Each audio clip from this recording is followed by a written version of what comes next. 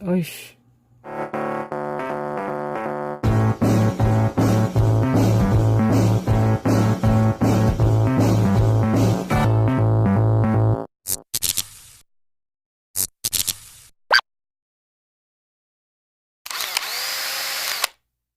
what's up guys? This is RD and welcome to my YouTube channel. So ito na nga po yung pinakaabangan ng madami, which is my second vlog. So sa mga hindi pa po nakapanood ng aking first vlog, i-click lamang po ninyo yung link na nandyan sa description sa baba. Nung pinost ko po sa social media yung aking first vlog, madami po nagpahayag ng kanilang suporta, and at the same time, I received positive comments and recommendations.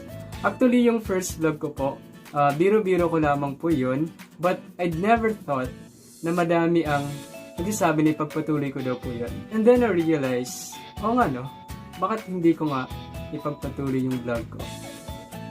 Actually, yung contents po ng vlogs ko ay align po siya sa aking advocacy, which is to promote a quality of education to our young learners. Therefore, my next vlogs will be in a form of series. And I would like to start our series with the safety handling of tools and equipment. And as promised from my first video, ang gagamitin po nating tool ay, taran! And this is a 12 volts DC grinder set. So tara, simulan na natin! So bago po tayo magsimula gumamit ng ating tool, ito lamang po yung kaunting reminders para sa mga gamit ng ating hand drill or kahit anong pamampong tools. So una, you need to make sure na malinis po yung workplace natin, walang mga kalat dyan, and at the same time, dapat safe din po yung workplace natin. Pangalawa, sa paggamit po ng tools, it is very important to make sure na wala po nakalagay dyan na accessories, halimbawa yung mga singsing, bracelets, and anything to avoid accident. And pangatlo, if kinakailangan, gumamit tayo ng proper personal protective equipment katulad ng safety goggles, safety gloves. And pang-apat, dapat alam natin kung paano gagamitin ng tool and equipment. Kung hindi man po natin to alam, mas mabuti na pong magpatulong tayo sa mas nakakaalam or mas nakakatanda, lalong-lalo na po dun sa mga bata. And okay, to start off introducing our grinder. So ito po siya. And meron po siya ditong switch. And ito po yung charger niya. So yung charger niya or adapter, ang input is 100 to 240 volts alternating current. And yung output niya is 12 volts and 2 amperes. So, first thing, you need to make sure na walang putol dito sa wires niya or walang mga damages. So, kanina, chinek ko po yung equipment ko and wala naman pong putol dito sa wire and working naman po yung grinder natin.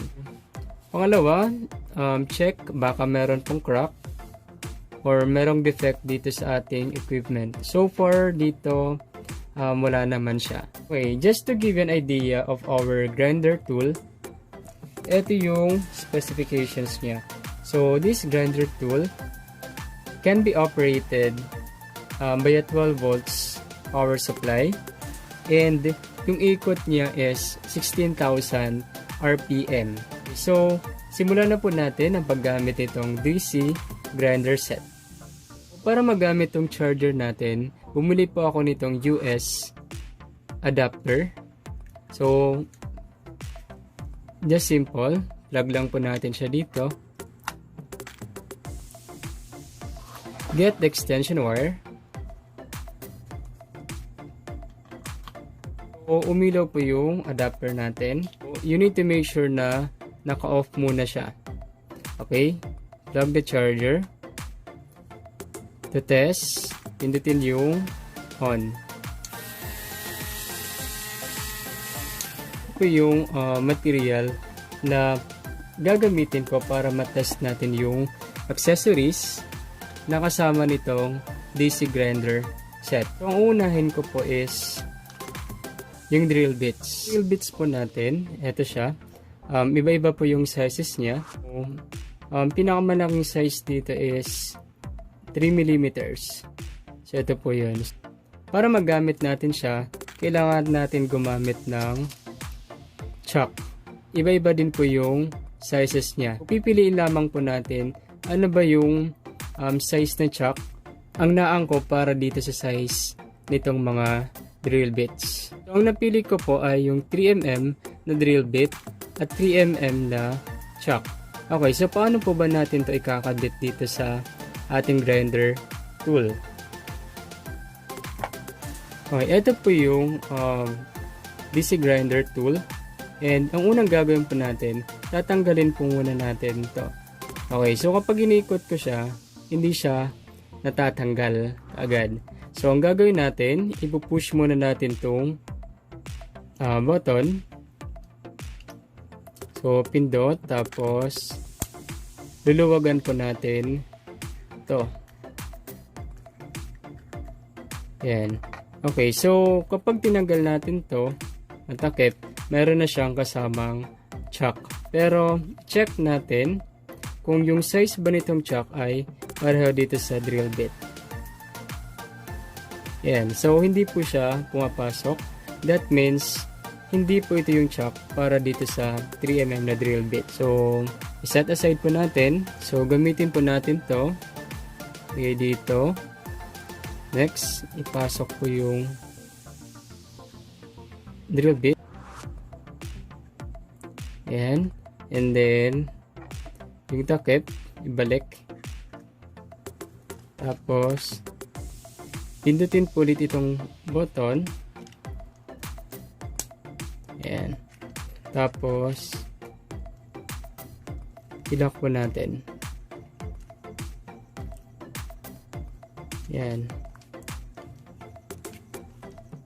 So, siguraduhin lamang po na mahigpit po yung pagkakalak natin. So, hindi po basta-basta dapat natatanggal yung drill bit. Kasi kapag maluwag po siya, baka mag-cause pa po siya ng accident. Okay, so testing po natin. Pindutin po natin yung switch. Ayan. Yung tool po natin, since na meron po siyang DC motor sa loob, kailangan po natin tong hawakan ng maayos. Okay po. So, eto, dito yung material. Ang gagawin ko po, bubutasan ko to. Yan. So, eto kanina may ginawa na po ako ditong butas. Eto naman yung bubutasin kong isa. Panoorin po ninyo ako kung paano ko siya bubutasin. I-turn on po yung switch. Tapos, hawak. Hawak sa material. And then,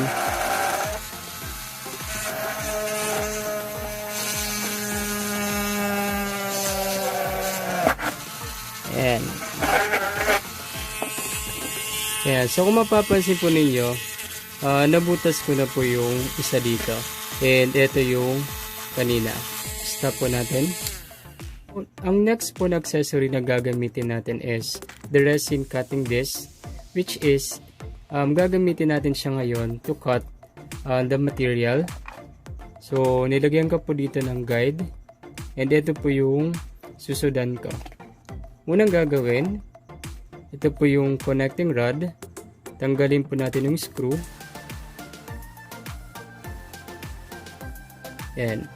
Tapos, pag natanggal na po natin siya, meron ditong dalawang washer.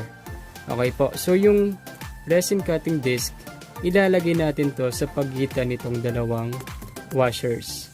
Okay. So, ito. Ilagay ko po muna itong isa. At resin cutting disc. Okay, tapos yung pangalawang washer. Yan, so next, ilalagay po natin siya dito sa connecting rod.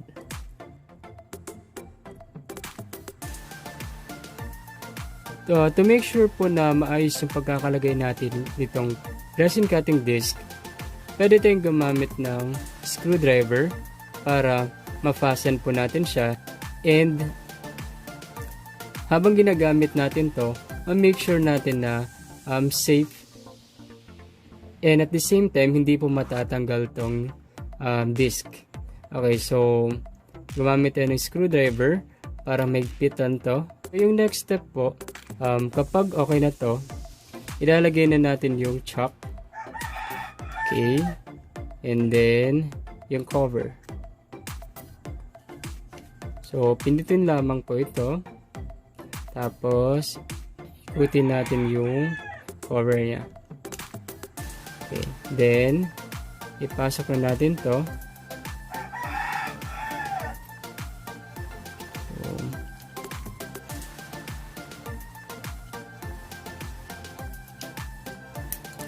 Oy, nabali. Kung mapapansin po ninyo, nabali po yung cutting disc natin. So medyo mahina po yung quality ng material na ginamit dito. Papalitan po natin siya ng ibang cutting disc.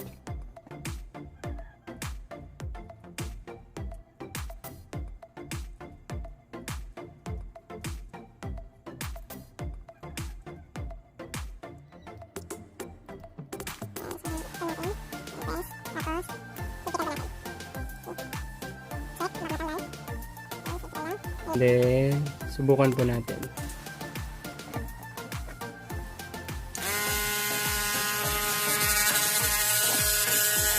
Okay.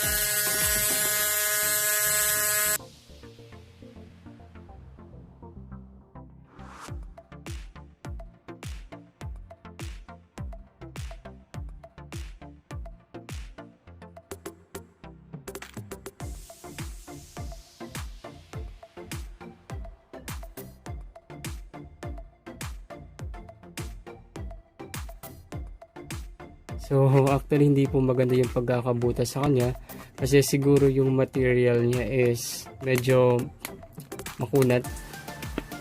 Pero siguro next time, kapag may magandang material tayo, baka maganda din yung cutting niya.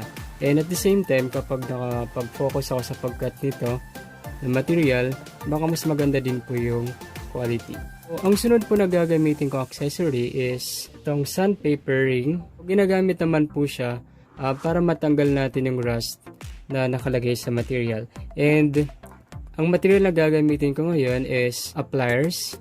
Meron na po siyang mga rust dito. And susubukan po natin siyang tanggalin. Unang gagawin po natin ay kunin po natin yung rod or connector. Tapos ilalagay po natin yung sandpaper ring dito. So ipasok lamang po natin siya. Ang next step po, ilalagay na natin to sa ating blender tool. Hanapin po yung chuck. Lagay po natin siya dito.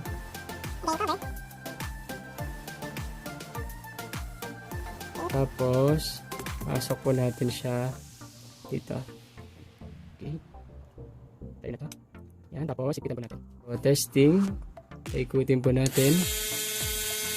So, kunin ko na po yung material natin. Tanggalin po natin yung rust. Turn on po natin.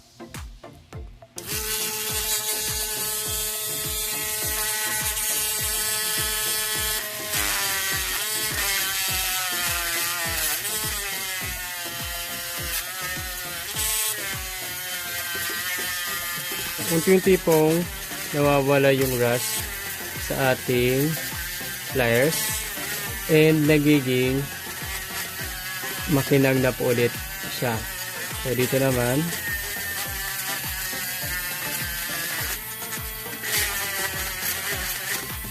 sa gilid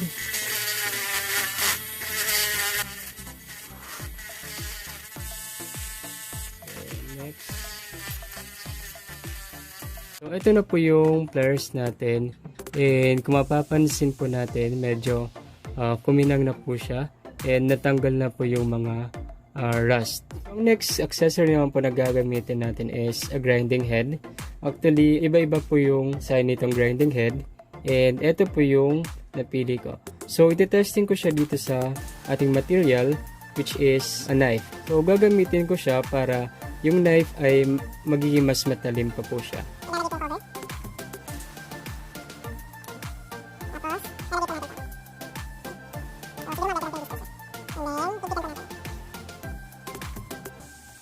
Yan, check. Dapat hindi po siya tatanggal. Susubukan naman po nating i-sharpen itong ating knife.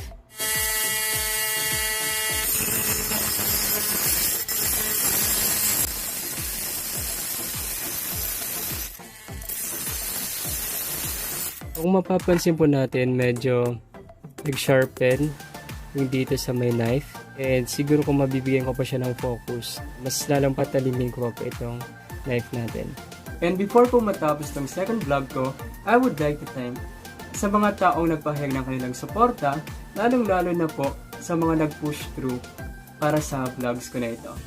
And I would like to start it with the Taguig Robotics team, which is sobrang supportive simula pa lang nung una, and yung Tagaytay Science Robotics, which is pinost pa nila yung vlog ko sa kanilang Facebook page. And shoutout nga din po pala kay Sir Rogin, kay Lodi Mark Angelo ng Batak, kay Sir Roel Nahera, kay Ernesto Pancho, and lalong-lalo na po sa aking pinsan, kay Shane Vargas. At dyan na nga po nagtatapos yung aking second vlog, and I hope madami pa kayong natutunan for this video. And para po sa inyong mga suggestions, comments, and reactions, i-type na lamang po ito din sa comment box na nasa baba. So para po dun sa mga hindi pa nakakapag-subscribe, don't forget to click the subscribe button, the like button, and comment down below kung ano pa po yung gusto niyong paggawin sa akin. So that's all for now. Salamat asin Diyos ang magbalos sa Indogabos.